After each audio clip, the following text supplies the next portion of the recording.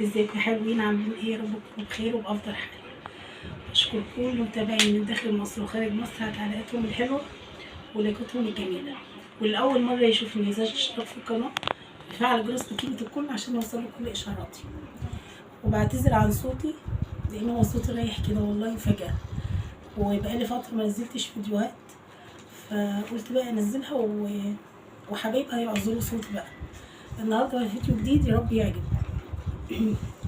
ريتاش سلمي عليكم. ازيكم عاملين ايه؟ ما تنسوش اللايك على وكومنت حلو صوتي. زيكم وكومنت حلو زيكم ودعمونا عشان نطلع اكتر واكتر. هتسألني أسئلة المرة دي 10 أسئلة عن شخصيتي أنا. مش الأسئلة فيا، هي الأسئلة فيا. عن 10 أسئلة في شخصيتي بس. يعني مش أسئلة يعني ايه اللي هي بتحبي ايه أو بتاكلي ايه وكده، لا أسئلة تانية خالص. فيا رب الفيديو يعجبكم وما تنسوش بس اللايك، أهم حاجة اللي بيرفع الفيديو. يلا ابدأي. أسئلة تكشف شخصيتك، ده العنوان. واحد، ما هو أكبر حلم لديك في الحياة؟ أكبر حلم ليا إن أنا أشوف مروة وعمر يعني في أحسن المراكز وأشوفهم كويسين وبخير، وإن أنا أنجح في شغلي. هما حلمين مش حلم. رقم 2، ماذا يعني النجاح بالنسبة لك؟ النجاح بالنسبة لي النجاح في تربية ولادي، والنجاح في شغلي وفي الحاجات اللي أحبها. ده بالنسبة لي نجاح. وإن أنا أي حاجة صعبة في حياتي أعديها أو تعدي وأنا محققة منها، يعني أنا الكسبانة. ده بالنسبة لي نجاح.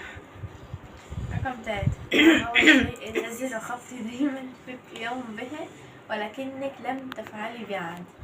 قولي تاني كده، علي صوتك عشان يسمعهم. 3، ما هو الشيء الذي رغبت دايما في القيام به ولكنك لم تفعلي بعد؟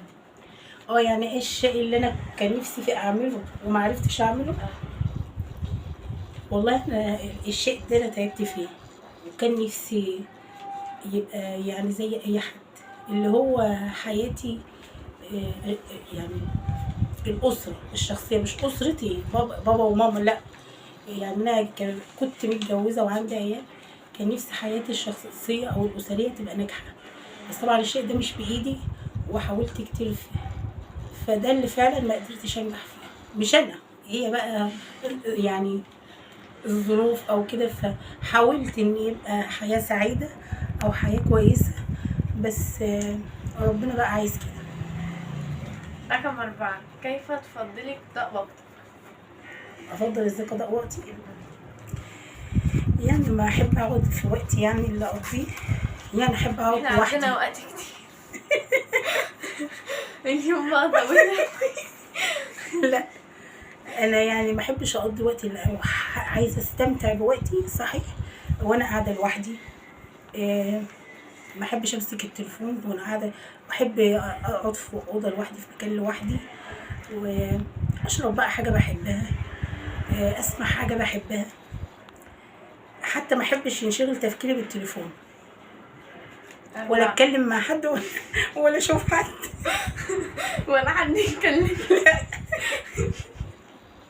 رقم 4 ما احنا قلنا 4. 5، ما هي اهتماماتك وهوايتك؟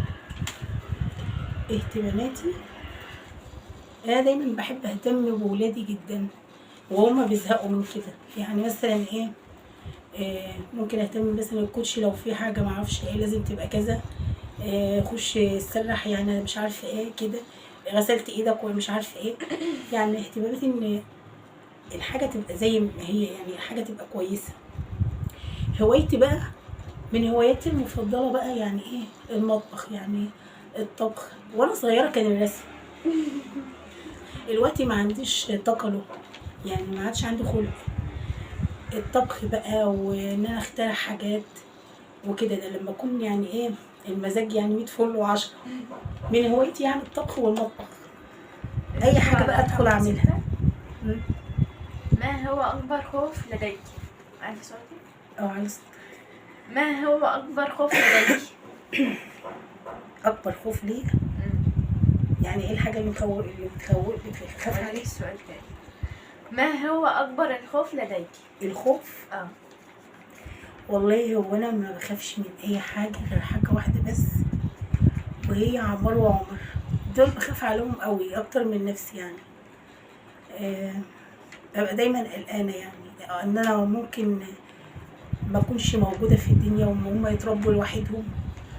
ساعات يجيلي تهيؤات كده ان انا ممكن يحصل لي حاجه ويعيشوا لوحدهم، انه ممكن لو نزلوا يجيبوا حاجه والله يبقى عندي هواجس بيضحك عليا، ممكن يتاخروا عليا، يعني ينزلوا مثلا يلعبوا او يكلموا صاحبهم تحت البيت، لو ما لقيتهمش بقى تحت البيت يجي تخيلت ان عربيه خبطتهم، ان راحوا المستشفى، ان ماتوا، ان اتخطفوا، يعني عندي حاله هلع بكده.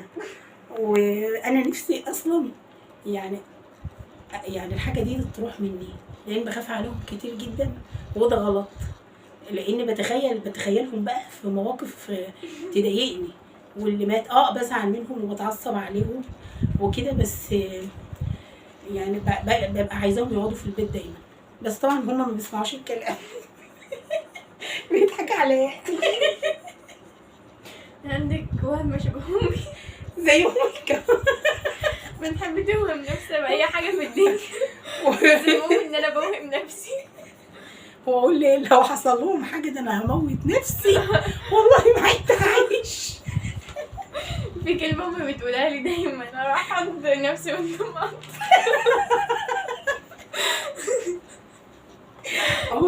مش هينعى بجد. امي تقول لي الوقت يبقوا كويسين والوقت يجي، اقول لها لا، واخبط بقى على رجلي واصوت والم الناس ويطلعوا قاعدين بيلعبوا مع اصحابهم. رقم 7، وده أهم حاجة في الأسئلة دي كلها، هل تحبي مساعدة الناس؟ والله اساعد اي حد، بس الناس الكويسه، يعني الناس اللي اكيد بحب مساعده الناس طبيعي، اللي اعرفها واللي ما اعرفهاش، بس لو ليا موقف مع حد ما ساعدوش، لو طلب مني مساعده ما ساعدوش، او الموقف بيني وبينه مش حلو وطلب مني مساعده ما ساعدوش. اما اي حد في الشارع ما اعرفوش او اي حد اعرفه بساعده من دون مقابل عادي. نرفع على بعضه. 8، هل تندهشي بسهولة؟ لا، ما بفرحش بسهوله ولا بندهش بسهوله الا لما تكون الحاجه يعني تستحق الاندهاش او تستحق الفرحه. تقريبا انا ما بحبش افرح لان لما بحس ان حاجه بتفرحني بحس ان هي ممكن تكون كذب، بعدها حاجه هتزعلني، تقريبا بكره الفرح. ما بتحبيش مستحيل لا بخاف لا يكون كذب، لا مفيش، او تاني يوم يحصل مصيبه كده، لان ما اعرفش بحس بكده. والسؤال اللي قبل الاخير اللي هو رقم 9، كم من وقت الوقت تستغرقين لتهدي عندما تكوني غاضبة؟ باخد وقت قد ايه؟ انت ممكن ساعتين 3. لا والله لو حاجه يعني ما تستحقش ان انا اغضب قوي عادي باخد مثلا ساعات واحده، انما لو حاجه ما عرفتش اخد حقي فيها او حاجه صعبه جدا مستحيل بقى، يعني تاخد مني وقت طويل وممكن انساها لحظات وافتكرها تاني لوحدي كده، فصعب ان انا اهدى بسهوله. السؤال الاخير، ما هي اكثر الهدايا التي تلقيتيها واحببتيها؟ يعني كان هديه وحبيتها. ما هي اكثر الهدايا التي تلقيتيها واحببتيها؟ يعني ايه حد جابها لك واحببتيها؟ انت عارفه ردي غير رد غريب والله. يعني صدقوا بالله عمري ما حد جاب لي هديه والله، ما حدش اصله جاب لي هديه، بس انا هحكي لكم على حاجه ودي بحبها جدا. كنت وانا بابا يعني كان في السعوديه بعمل عمره، ده من الكلام ده وانا كنت في ثانوي، هو على طول كان بيجيب لي هدايا يعني انا واخواتي كتير، بس الحاجه اللي انا لسه لحد الان بحبها ومحتفظه بيها وما بلبسهاش كتير عشان ما تقدمش او ما تبص. كان جايب لي سلسله كده، حتى ما جابش لاخواتي ولا جاب لي حد، اختي اللي بتصورني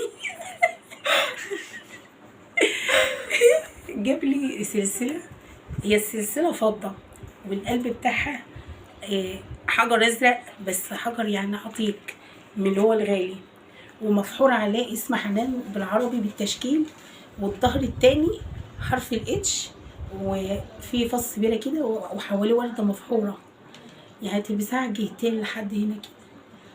دي الهدية دي الوحيدة اللي أنا حبيتها وكنت فرحانة بيها قوي، وهي لو معايا الوقت أنا كنت وريتها لكم، بس هي في بيتي يعني اللي أنا كنت متجوزة فيه، فلما أجيب الحاجة ولو لقيتها أصلا موجودة هوريها لكم. دي بجد اللي بحبها ومحتفظة بها لحد الآن. كنت احنا أما محدش أصلا جاب لي هدية.